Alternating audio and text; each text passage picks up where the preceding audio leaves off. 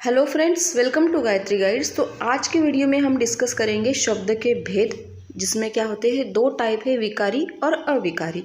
Important है DElEd के हमारा जो S5 है सब्जेक्ट हिंदी अध्ययन अध्यापन शास्त्र का लास्ट चैप्टर, उसके लिए इम्पोर्टेंट है। टीईटी एग्जाम होगा, सीटेट होगा या फिर टेट एग्जाम के हिंदी जो ग्रामर होता है उसके लिए इम्पोर्टेंट है।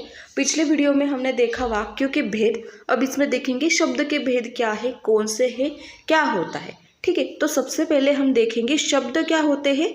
ठीक है, वर्णों के योग से बने सार्थक ध्वनि समूह को हम क्या कहते हैं, शब्द कहते हैं। वर्ण हमें पता है, क ख ग घ होगा, जो भी वर्ण होंगे तो उनके योग से, योग मतलब क्या, मिलना, मिलन, यानी या फिर हम क्या करते हैं उसे जोड़ना, उनके जोड़ने से जो शब्द बनते हैं उन्हें क्या कहते हैं, या फिर उनके जोड़ने से जो ध्वनि समूह बनता है जिससे कुछ ना कुछ तो हमें सुनना ही देता है, तो उसको क्या कहते हैं, हम शब्द कहते हैं। जैसे पेड़, रोटी, घर, बगीचा। अब ये जो पेड़ है यहाँ पे हमें क्या कर रहा है, दो ही शब्द यहाँ पे नजर आ रहे हैं, तो दो क्या है यहाँ पे, वर्ण है, पे प्लस ड यहाँ पे क्या है, वर्ण है, या फिर हम इसे क्या कह सकते हैं, वर्ण हम क्या करते हैं, जो सारे व्यंजन प्लस स्वर जो होते हैं उनको मिला के जो सब मिलते हैं उनको मिला के हम क्या करते हैं, उनको वर्ण कहते हैं। ठीक है, तो ये जो पेड़ होता है, रोटी होता है, ये क्या है, योग है, दो शब्दों का योग यहाँ पे है।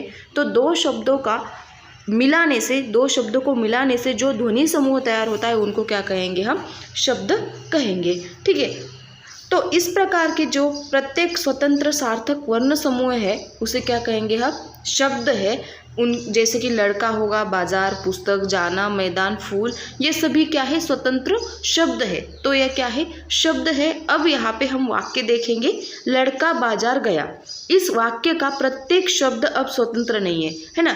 लड़का बाजार, हम पहले हमने क्या किया कि यहाँ पे लड़का शब्द देखा, फिर बाजार शब्द देखा, तो ये स्वतंत्र शब्द थे। परंतु अब यहाँ क्या हुआ है, वाक्य क्या है, लड़का बाजार गया, तो ये क्या है, एक यहाँ पे क्या हुआ है, गुम्फन हो गई शब्दों की, यहाँ पे क्या हो गई, मिक्स कर दिया शब्दों को, तो यहाँ पे एक वाक्य बन गया। इसलिए ये क्या है, अब एक स्वतंत्र शब्द नहीं रहे, वह व्याकरण के नियमों में क्या हो गए, बंध गए हैं। वाक्य में प्रयुक्त शब्द अब पद बन गया है ना। तो इस प्रकार के जो शब्द होते हैं, जो जब तक स्वतंत्र है तब तक वो शब्द है। अगर वो वाक्य में व्याकरण के नियम में बंध गए तो उसमें वाक्य क्या होता है, तैयार होता है, या फिर वो शब्द क्या होते हैं, अब स्वतंत्र नहीं रहते। अब देखेंगे शब्दों के भेद, दो टाइप के हैं, एक विकारी और दूसरा है अविकारी। विकारी में चार प्रकार है, संज्ञा, सर्वनाम, विशेषण एंड क्रिया।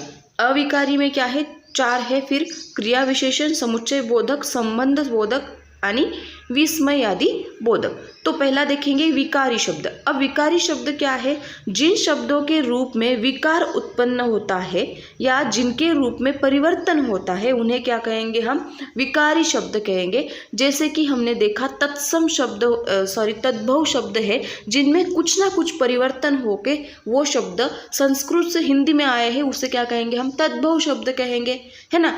इसी प्रकार जो शब्द जिनके रूप में परिवर्तन होता है उन्हें हम क्या कहेंगे, विकारी शब्द कहेंगे। इनके चार भेद है, संज्ञा, सर्वनाम, विशेषण एवं क्रिया।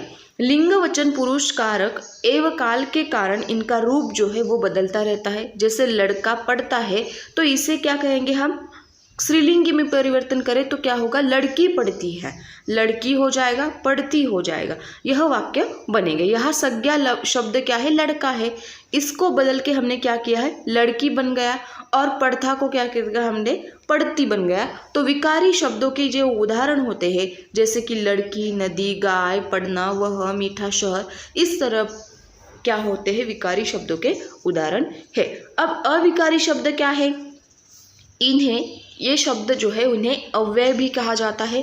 जिन शब्दों के रूप में प्रयोग के कारण कोई परिवर्तन नहीं होता उन्हें क्या कहेंगे, हम अव्यय या फिर अविकारी शब्द कहेंगे। जैसे तत्सम शब्द है, जो संस्कृत से वैसे की वैसे लिए गए हैं हिंदी में बिना किसी परिवर्तन के, है ना, उसे क्या कहेंगे, हम तत्सम शब्द कहेंगे। सेम एज अविकारी शब्द क्या है, जिस शब्दों के रूप में प्रयोग के कारण कोई भी परिवर्तन नहीं होता उन्हें क्या कहेंगे, अव्यय कहेंगे या फिर अविकारी शब्द कहेंगे। इनके भी 4 भेद है, क्रिया विशेषण, समुच्चय बोधक, संबंध बोधक एंड विस्मयादि बोधक। अब इसके एग्जाम्पल क्या क्या है, आज, ऊपर, शीघ्र, और, के सामने, अरे, हाय, ये जो शब्द है ये कोई भी परिवर्तन इसमें नहीं होता।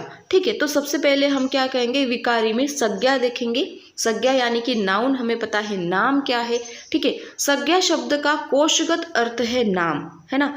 कोई भी नाम, लड़की का हो, व्यक्ति का हो, वस्तु का हो, कोई जगह का हो, जो जगह हो, मतलब एक प्रॉपर नाउन जिसे हम कहेंगे उसे क्या कहेंगे, नाम। जैसे कि मेरा नाम गायत्री है, तो ये क्या है, संज्ञा है। ओनली क्या कहेंगे, हम इसे नाउन कहेंगे।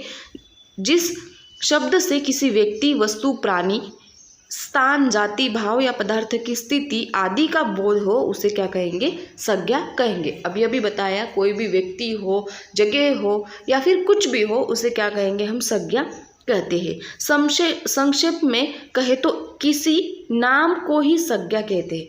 कोई नाम है, जैसे कुत्ता है या फिर बिल्ली है, तो वो जो नाम है, कुत्ता हो या फिर बिल्ली हो, जो प्राणी का जो नाम है उसे ही क्या कहेंगे, हम संज्ञा कहेंगे। जैसे कि फूल, पर्वत, गंगा, ऊंचाई, प्रेम, मेज आदि, तोता, शहर, दिल्ली इत्यादि, है ना। अब देखेंगे संज्ञा के भेद। तो संज्ञा के 5 भेद है, व्यक्तिवाचक, जातिवाचक, भाववाचक, समूहवाचक एंड द्रव्यवाचक। तो सबसे पहले देखेंगे व्यक्तिवाचक संज्ञा क्या होती है।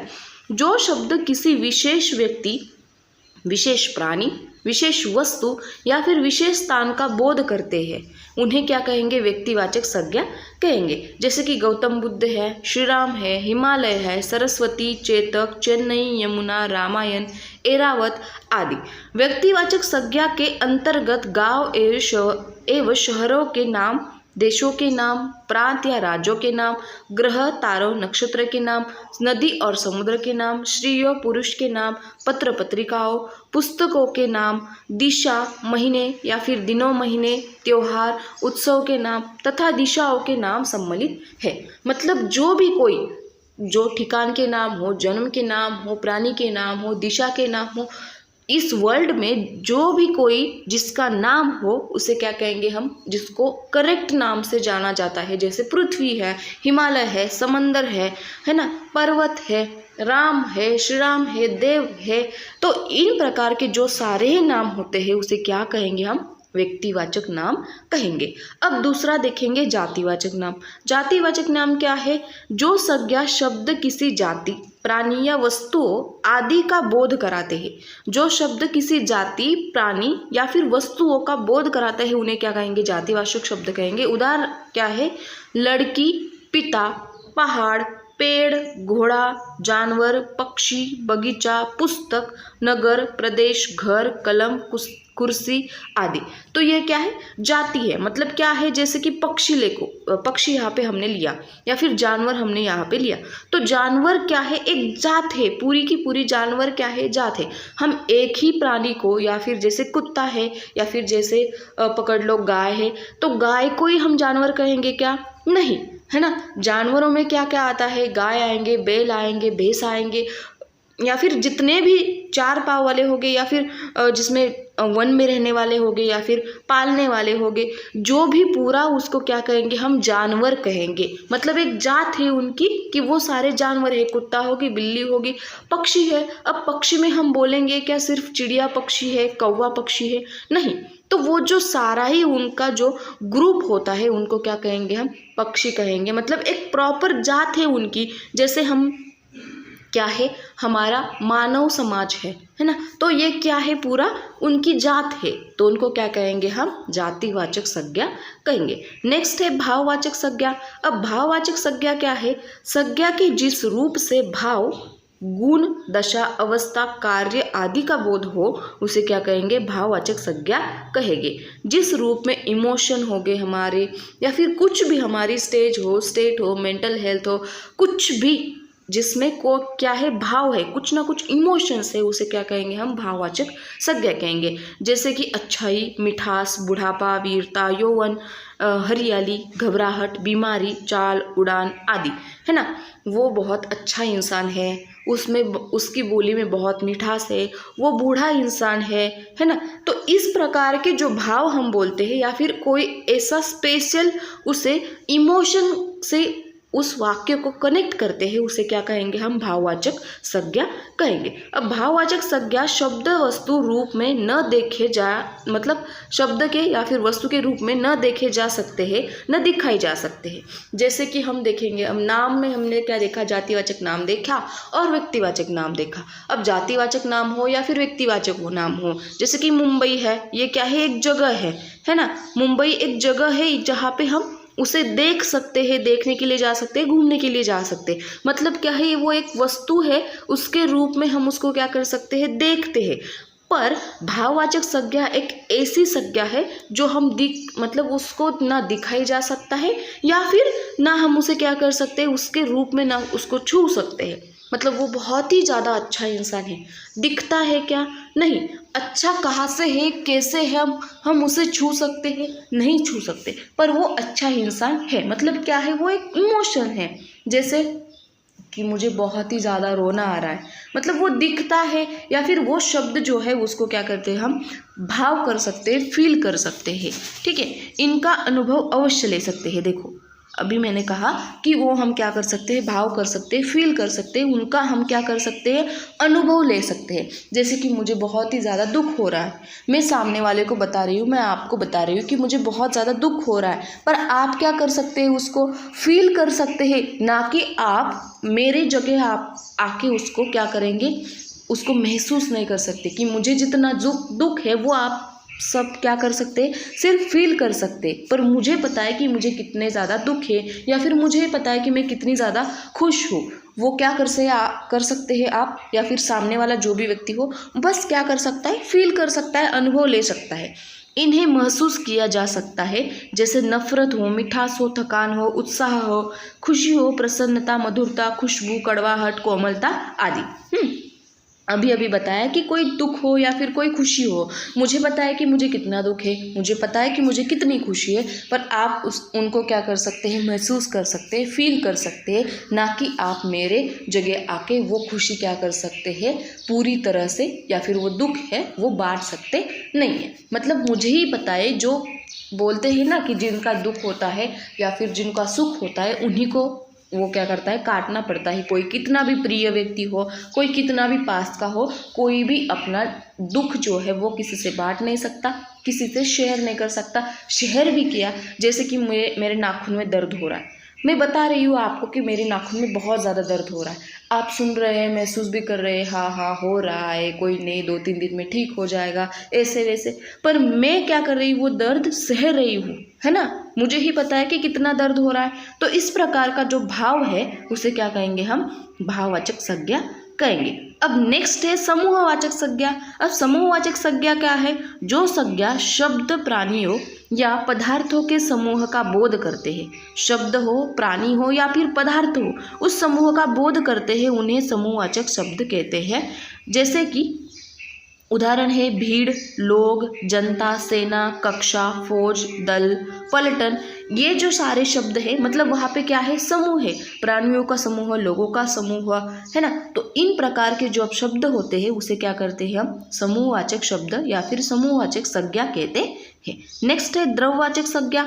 अब द्रववाचक संज्ञा क्या है, किसी पदार्थ या द्रव का बोध कराने वाले संज्ञा शब्दों को द्रववाचक संज्ञा कहते हैं।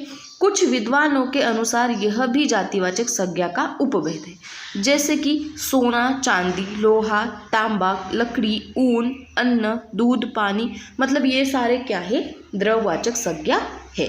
नेक्स्ट हम देखेंगे सर्वनाम। अब सर्वनाम क्या है, प्रोनाउन। प्रोनाउन क्या कहेंगे, प्रोनाउन क्या है, विकारी शब्द जो है उनका टाइप है, आप भूल जाओगे नहीं तो, है ना। संज्ञा के स्थान पर प्रयुक्त होने वाले शब्द सर्वनाम कहलाते हैं। संज्ञा के स्थान पर हम जो शब्द प्रयुक्त करते हैं उन्हें क्या कहते हैं, हम सर्वनाम कहते हैं, प्रोनाउन कहते हैं। सर्वनाम शब्द को गौर से देखें तो इसका अर्थ सबका नाम होता है। मतलब क्या, सबका नाम, उसे क्या कहेंगे, सर्वनाम कहेंगे। अर्थात जो शब्द सबके नामों के स्थान पर प्रयुक्त हो, जैसे कि हम, वे, तुम, वह, हमने, मैं, हमने खाना खाया, हम घूमने गए थे, वे आ रहे, तुम कहाँ गए थे। तो ये क्या है, नाउन की जगह पे हम क्या करते हैं, उनको यूज करते हैं। नाउन की जगह पे हम उसके प्रयुक्त होके या फिर प्रयुक्त होने वाले जो शब्द है उसको क्या कहेंगे, हम सर्वनाम कहेंगे, प्रोनाउन कहेंगे। अब सर्वनाम के भेद देखेंगे। तो सर्वनाम के भेद है पुरुषवाचक सर्वनाम, नेक्स्ट है उत्तम पुरुषवाचक, उसके 3 टाइप है, उत्तम, मध्यम एंड अन्य। दूसरा है निश्चयवाचक, अनिश्चयवाचक, प्रश्नवाचक, संबंधवाचक, निजवाचक। तो सबसे पहले देखेंगे पुरुषवाचक सर्वनाम क्या है। जो सर्वनाम वक्ता, श्रोता या किसी अन्य के लिए प्रयुक्त होता है। वक्ता या फिर श्रोता या फिर किसी अन्य के लिए पुरुषवाचक शब्द जो प्रयुक्त होता है उसे क्या कहेंगे, पुरुषवाचक सर्वनाम कहेंगे। जैसे कि मैं, तुम, वह आदि, ये सारे क्या है, पुरुषवाचक शब्द है। स्त्री पुल्लिंगी हम उसे कह सकते हैं। अब उसमें पहला टाइप देखेंगे उत्तम पुरुषवाचक। वक्ता या लेखक अपने या अपने से संबंधित जनों के लिए जिन सर्वनामों का प्रयोग करता है उन्हें उत्तम पुरुषवाचक शब्द कहेंगे, सर्वनाम कहेंगे। जैसे मैं, हम, हमारा, मुझे, हमने, ये शब्द जहाँ पे यूज होते हैं वहाँ पे उत्तम पुरुषवाचक सर्वनाम यूज किया जाता है। नेक्स्ट है मध्यम पुरुषवाचक सर्वनाम। श्रोता या पाठक के लिए इन सर्वनामों का प्रयोग होता है।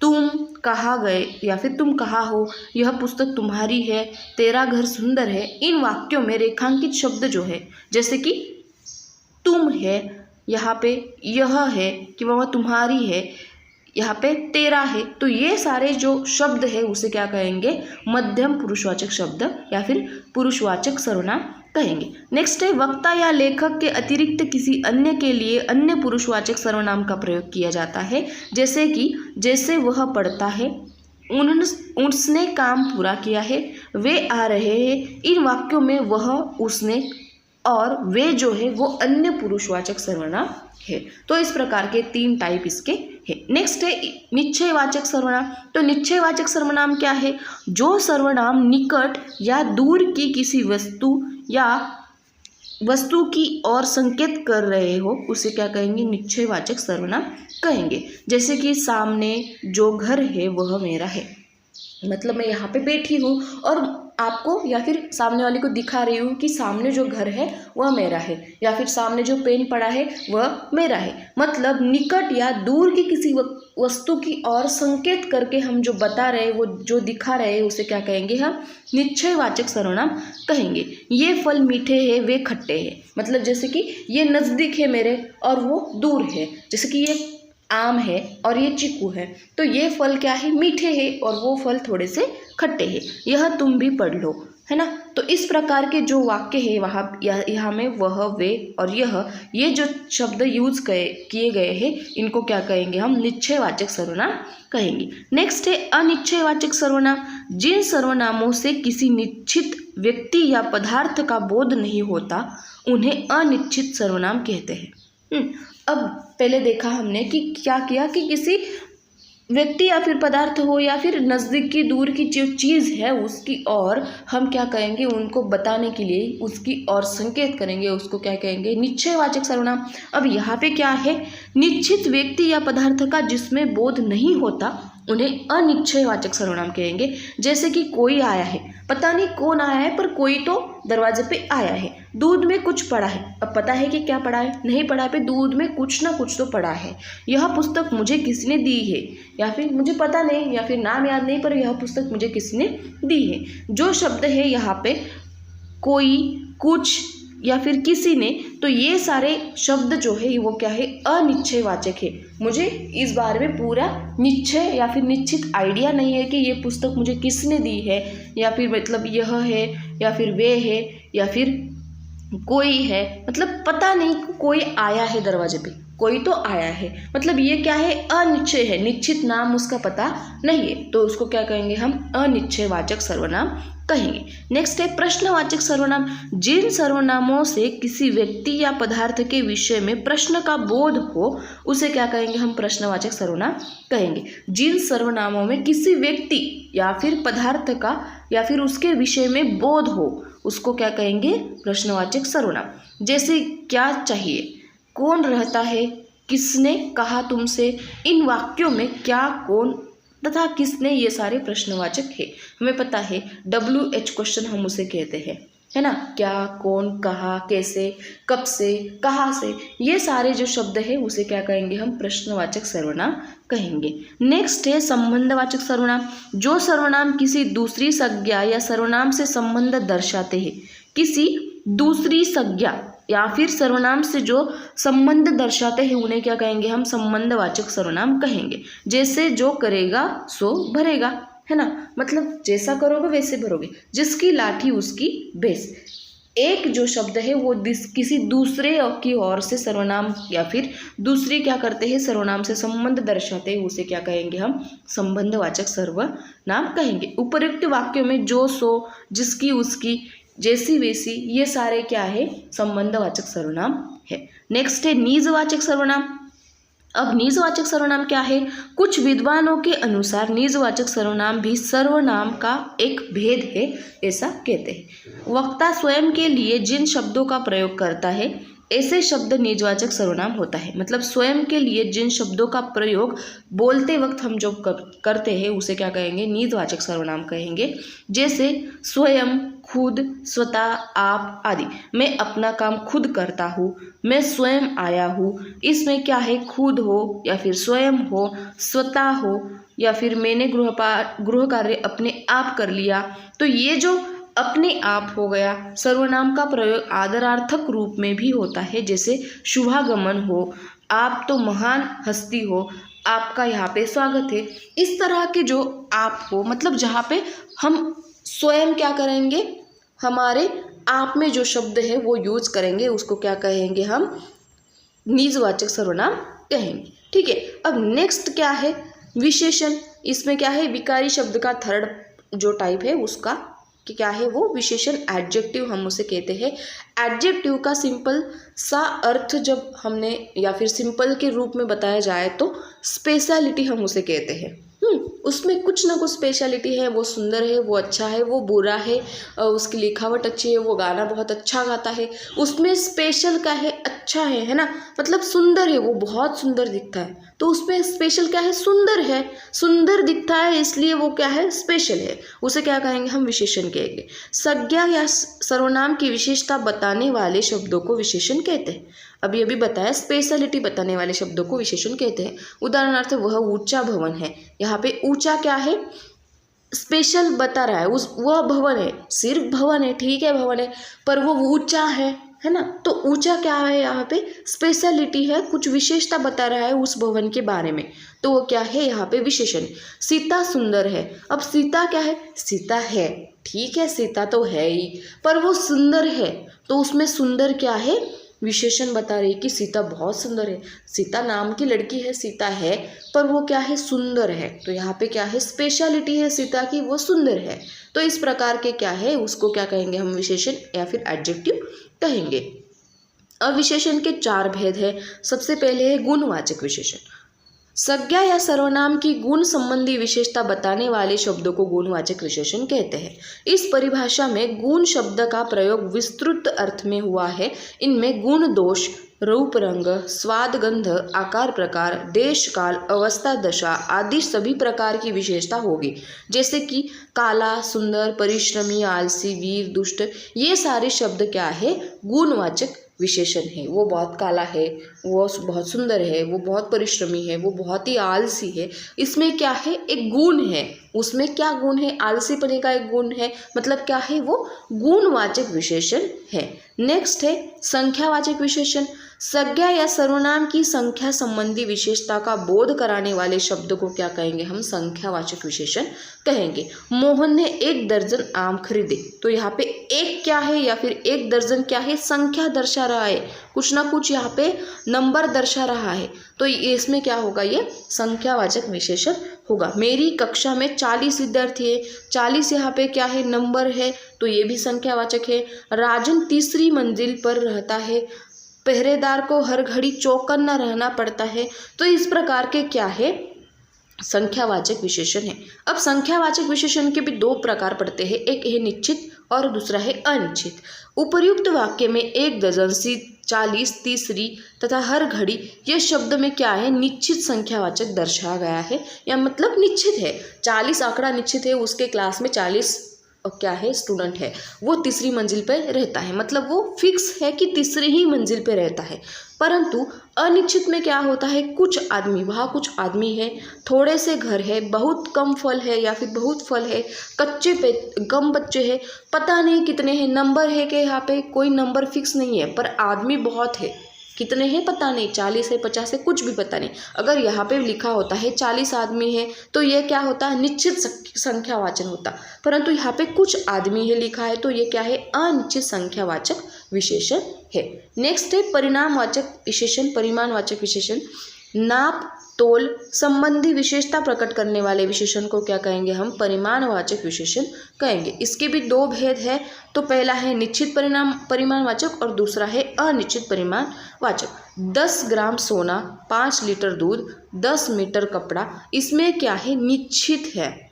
5, 10, 10 ये क्या है? निश्चित परिमाण है, कुछ परिणाम है। जैसे कि 1 किलो टमाटर, 1 किलो प्याज हमें चाहिए, मतलब ये क्या है? परिमाण है, क्या है? पर ये निश्चित है।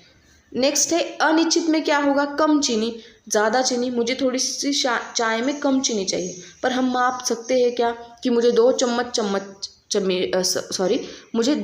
चीनी चाहिए। यहाँ पे 2 क्या है? निश्चित है, पर मुझे कम चीनी चाहिए, ये क्या है? यहाँ पे अनिश्चित है, मतलब हम उसे गिन नहीं सकते, तो ये क्या है? अनिश्चित परिमाणवाचक है। नेक्स्ट है सार्वनामिक विशेषण। जो सर्वनाम विशेषण के रूप में प्रयुक्त हो उन्हें सार्वनामिक सर्वनाम या फिर सार्वनामिक विशेषण कहते हैं। जैसे यह पुस्तक मेरी है, कौन लोग आए थे, यह किस लेखक की पुस्तक है। सार्वनामिक विशेषण प्राय संज्ञा के शब्दों के पहले आते हैं। ठीक है। नेक्स्ट है क्रिया। विकारी शब्द का या फिर विकारी शब्द का लास्ट यहाँ पे प्रकार है क्रिया, उसको हम वर्ब कहेंगे। जिन शब्दों से किसी कार्य के होने या करने का बोध होता है उन्हें क्या कहेंगे हम? क्रिया कहेंगे, वर्ब कहेंगे, एक्टिविटी कहेंगे। ठीक है, मतलब जिन शब्दों में किसी कार्य का होने की और करने की संबंध या फिर संबोध है, करने का बोध हो रहा है, उसको क्या कहेंगे? क्रिया कहेंगे। जैसे कि सारिका गाती है, तो गाना क्या है? यहाँ पे क्रिया हो रही है। रमेश पत्र पढ़ रहा है, पढ़ना क्या है? यहाँ पे क्रिया हो रही है। नदी निरंतर बहती है, बहना क्या है?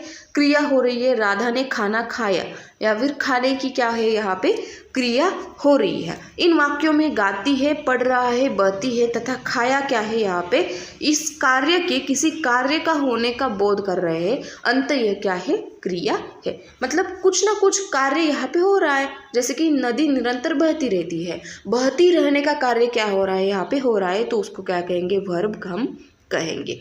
धातु है नेक्स्ट। तो धातु क्या है? क्रिया के मूल अंश को धातु कहते हैं। क्रिया का जो मूल अंश होता है उसे हम धातु कहते हैं। जैसे गाना गा रहा है, तो यहाँ पे गा क्या है? धातु है। वो पढ़ रहा है, पढ़ना क्या है? यहाँ पे धातु है। वो खाना खा रहा है, तो खा रहा है यहाँ पे धातु। तू ये खा ले, तो क्या कहेंगे हम? उसका जो मूल अंश है, खाना का मूल अंश क्या है? खा। रहना का मूल अंश क्या है? रह। जाना का मूल अंश क्या है? जा। तू वहाँ जा, हम क्या कहेंगे? वहाँ हमें जाना है। हम क्या बोलेंगे शॉर्ट में? तुम वहाँ जा। ठीक है। दे, सुन, आ, बैठ, खा, ये क्या है? मूल अंश है, तो उसे क्या कहेंगे हम? क्रिया के जो मूल अंश है उसको हम क्या कहेंगे? धातु कहेंगे। अब क्रिया के सामान्य रूप क्या है? क्रिया के मूल धातु में ना प्रत्यय जोड़कर क्रिया के सामान्य रूप बनाए जाते हैं। यथा देखना, देखना, पढ़ना, पढ़ना, जाना। जाना में क्या है? जा प्लस ना है, है। अभी देखा जो जा क्या है, मूल अंश है, उसे हम धातु कहेंगे। पर अगर हमने उसमें ना जोड़ दिया तो उसे क्या कहेंगे, क्रिया के सामान्य रूप में अगर हमने ना जोड़ दिया तो उसका जो है क्रिया का सामान्य रूप बनता है। सुनना है तो सुन प्लस ना जोड़ दिया तो सुनना हो जाए, खेलना, रोना, हंसना, इस प्रकार के एग्जाम्पल हम उसमें देख सकते हैं। अब देखेंगे क्रिया के प्रकार। तो क्रिया के प्रकार जो है वो दो प्रकार है, अकर्मक और सकर्मक क्रिया। अकर्मक क्रिया क्या है, जिस क्रिया का फल कर्म पर नहीं कर्ता पर पड़ता है। जिस क्रिया का फल कर्म पर नहीं पर कर्ता पर पड़ता है उसे क्या कहेंगे हम, अकर्मक क्रिया कहेंगे। अकर्मक क्रिया में कर्म की आवश्यकता नहीं होती है ना। उदाहरण क्या है, मोर नाचता है, उषा खाती है, सोहन हंसता है, सोनिया पढ़ती है। इन वाक्यों में केवल कर्ता एवं क्रिया है, कर्म के अभाव के कारण अकर्मक क्रिया है। मतलब क्या है, मोर नाचता है, ये क्या है, अकर्मक क्रिया यहाँ पे होती है। नेक्स्ट है सकर्मक क्रिया। अब सकर्मक क्रिया क्या है, जिस क्रिया का फल कर्म पर पड़ता है तथा जिसके प्रयोग में कर्म की अनिवार्यता है उसे सकर्मक क्रिया कहते हैं। जैसे राम ने फल खरीदे, उषा खाना खाती है। उपर्युक्त वाक्यों में फल, दूध, खाना एवं पुस्तक कर्म है जो क्रिया को पूर्ण अर्थ प्रदान करते हैं, है ना। मतलब जैसे खाना यहाँ पे क्या है, कर्म है, परंतु खाती क्या है, क्रिया है। मतलब जो कर्म जो है वो क्रिया को पूर्ण अर्थ प्रदान जब करेंगे तब उसको क्या कहेंगे हम, सकर्मक क्रिया कहेंगे। अब नेक्स्ट है प्रेरणार्थक क्रिया। कैजुअल वर्ब हम उसे कहते हैं।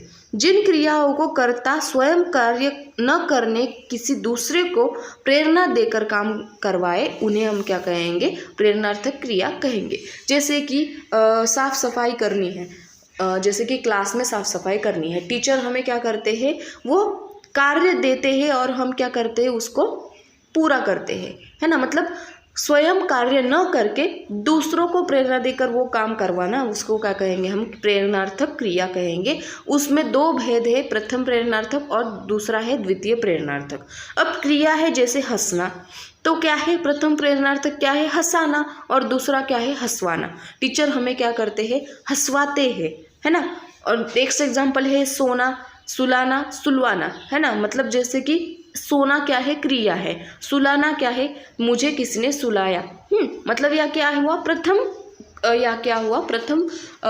क्रिया हुई। और दूसरा क्या है, सुलवाना, मैंने उसको कहा कि उसको सुलवा दे, है ना। मतलब यहाँ पे क्या हुआ, द्वितीय प्रेरणार्थक क्रिया यहाँ पे हुई। इस प्रकार के दो ही एग्जाम्पल मैंने यहाँ पे लिए हैं।